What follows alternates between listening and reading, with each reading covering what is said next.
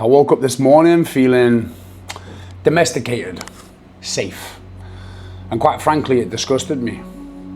You know, we build these lives, we build these boxes, offices, gyms, routines that keep us comfortable in our cage.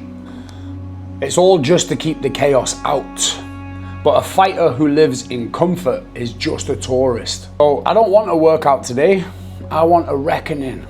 I'm gonna take the wood, I'm gonna find the mud, and I'm gonna go back to source.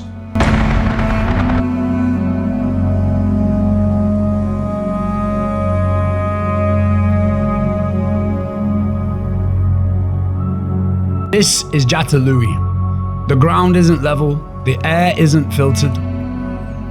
When you swing steel in a gym, you're fighting a dead weight. When you're swinging wood by a river, you're fighting a living thing. The momentum changes with the wind. The mud shifts under your feet.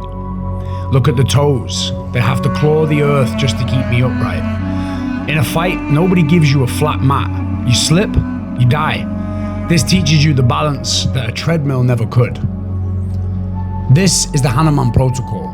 Strength is not about domination, it's about devotion. It's not about how good you look in the mirror. It's about how calm you can stay when the ground tries to swallow you. The water flows, the mace swings, and the mind finally shuts the fuck up.